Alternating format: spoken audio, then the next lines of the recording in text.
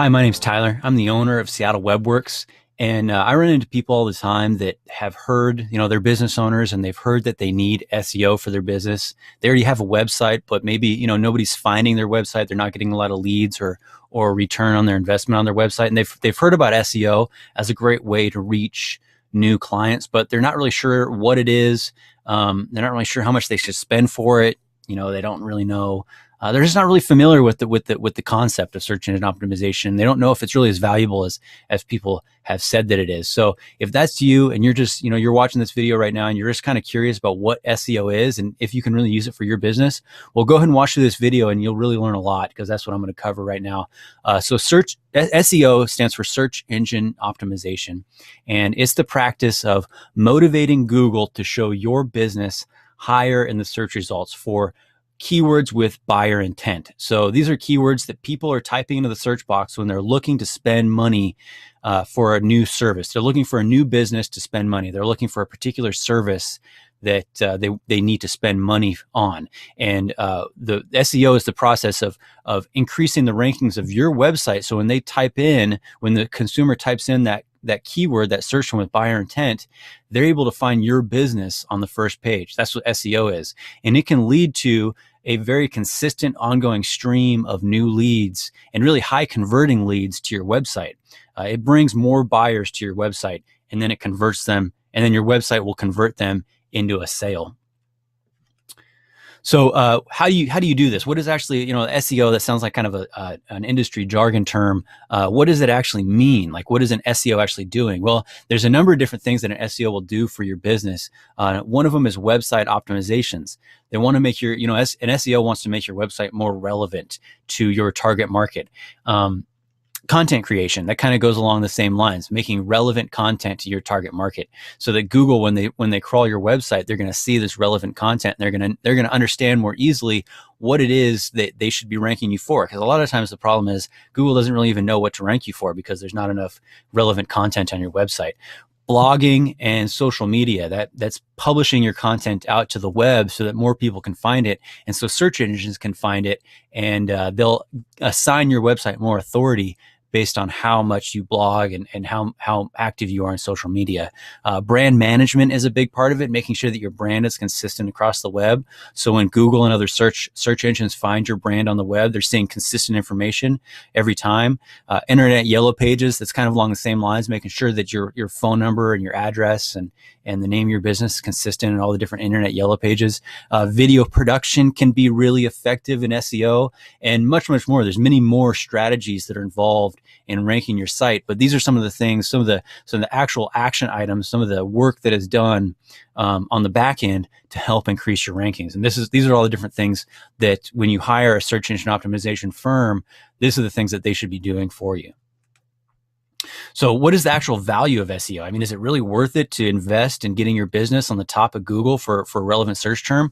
And I'm going to tell you that absolutely it is. I mean, absolute fortunes have been made in SEO. 80% of consumers use Google to find new places to spend their money at least once a month. That means that every other channel combined to reach new customers makes up the other 20%. So if you're looking, you're looking at all the different ways you might reach these new customers, you're thinking like, well, there's Groupon, I can invest in print ads.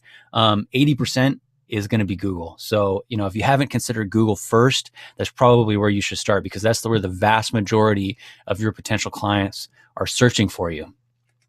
So if we look here, this is some keyword research I did on dentist related keywords in Seattle. And as you can see, there's a ton. So this is a list of many different dentist related keywords. We've got Seattle dentist, dentist Seattle, best dentist Seattle, and so on and so on. And there's 3,500 to 4,500 searches per month. These are 4,500 people that are looking for a dentist. They're ready to spend money. They've got cash in hand and they're looking for a dentist to go spend some money at.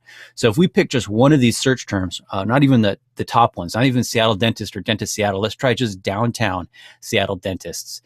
Just 10% of that one search term would be 39 new customers a month. That's just one search term out of many that we could target if you're a dentist and you're looking to get more new customers in the Seattle area. So 390 searches per month for downtown Seattle dentists, just 10% of that would be 39 new customers a month. If we had 39 new customers a month at an average of $1,000 revenue per customer, that's an additional $39,000 per month in revenue.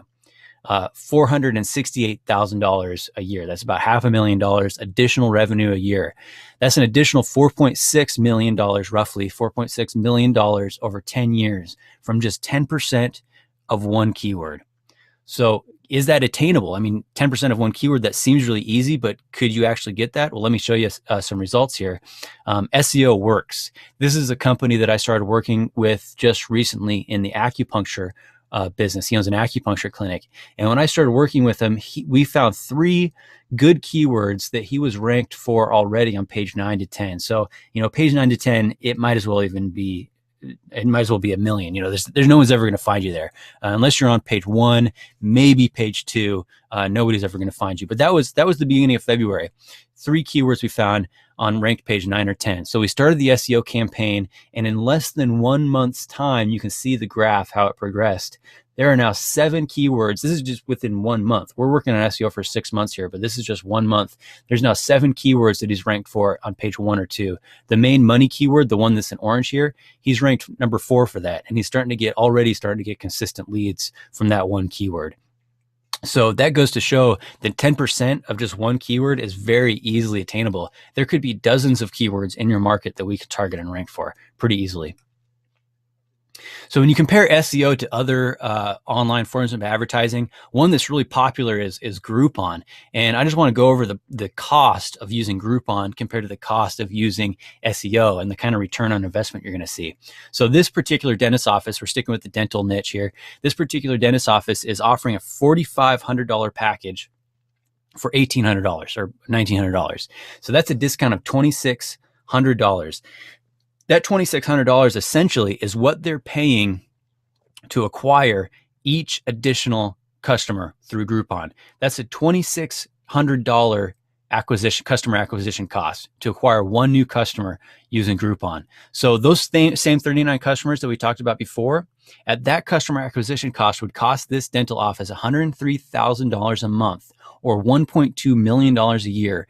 Every year for 468 new customers. So 39 new customers a month, $103,000, $1.2 million a year for 468 new customers. Okay, so if you compare that to SEO, if you invested that same $1.2 million, which you never ever would, that is absolutely crazy. That is way, way more than SEO would ever cost. But if you did, say it was equivalent, $1.2 million a year to acquire those same 468 new customers. The big difference here is that the following year using SEO, that customer acquisition cost would be zero because the work's already done. You invested $1.2 million in SEO for the first year. The second year, you get the same results, at least, probably more, because SEO has a tendency to increase over time. But at least you'd get another 468 customers the next year with a customer acquisition cost of zero. Whereas with traditional advertising like Groupon, if this company were to invest $1.2 million the first year to gain 468 customers, and they wanted to replicate that the following year, they would have to start again and pay another $1.2 million to gain the same 468 customers. It's like being on a treadmill, whereas SEO is long-term. You invest once and you're going to reap the benefit for years, at least months, if not years to come. And not only that, but it's much, much cheaper. The cost of acquisition for one customer with SEO is very inexpensive. In fact, you could be seeing return on investment within the first month. A lot of my customers do. So, it's very affordable and it's very effective. And one of the best things is it lasts. It's not like being on a treadmill. You invest once and you reap the benefits for a long time to come. So I hope that makes sense. Obviously, we can offer more additional information if you're still confused or if you still just are looking to learn a little bit more. We do free initial consultations. So if you'd like to learn more about SEO and how it can benefit your business, feel free to give us a call. The phone number is available right below this video, and you can call us anytime, and I'd be happy to sit down with you over coffee and discuss how SEO can benefit your business. Thank you.